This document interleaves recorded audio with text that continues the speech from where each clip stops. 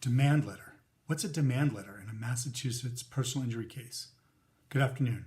I'm Neil Burns. I'm a lawyer, Boston, Massachusetts. I've been at 6 Beacon Street since 1987, and I'm here to talk about what a demand letter is. What is it? We hear about it. Lawyers say they sent one out. Clients want to know what's in it. They look at it and say, should it have said this or that? It says, I want $1 million, and then they think their case is worth $1 million. So let's just go over it a little bit. First of all, a demand letter is a letter that we send, that personal injury lawyers send, or the personal injury lawyer should send on behalf of their client to the insurance company saying, this is how the accident happened, whether it's an automobile accident, bicycle accident, premises liability case. This is how the accident happened, and this is the law that backs up why our client should win, or why, if we file suit, or if we already have filed suit, why we're going to win in the lawsuit, why a jury is going to find on our behalf. What's the law? The law says, for example, a rear end accident, following too closely, distracted, whatnot, we're going to win. The law says in a premises case that a landlord has the obligation to keep a premises clear for tenants or for prospective invitees. So we go over the facts in the law. And then we go over what happened to our client. What was the mechanism of injury and what their injury was. Let's say it was a broken leg. What hospital did they go to? What surgery did they have? What does their doctor say now is the permanent disability? These are very important things for an insurance company because they don't know. They don't know how bad this accident was. They don't know how badly it affected somebody's life. And they also don't know what the permanency was. How important was this injury to your life?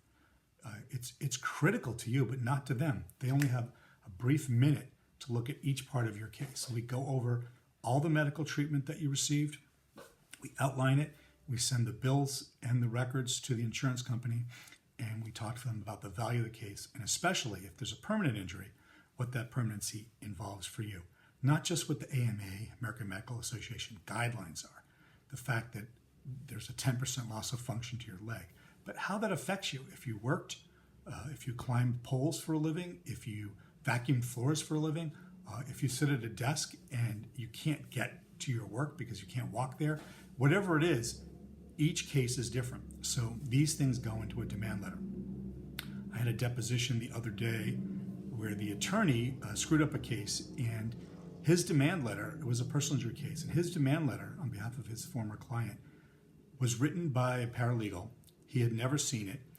He didn't know what was in it when he read it in the deposition. He didn't really know what was in it. It had a high demand, a 6-figure demand, and it said nothing about what the client's injuries were. It was as if they didn't know who their client was. Now, if you're an insurance company looking at that demand, you're going to say, well, these guys probably didn't bother to read the records.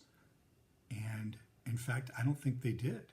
This attorney certainly didn't, and he was the only attorney that looked at that file. So a paralegal may have read the records, but maybe not.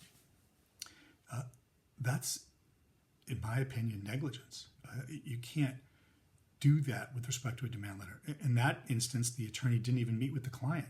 He let the paralegal do everything. So a demand letter is critical. You have to know your client, and when there's a response from the insurance company, you have to know what's in the demand and what's in the medical records and what's in the lost wages.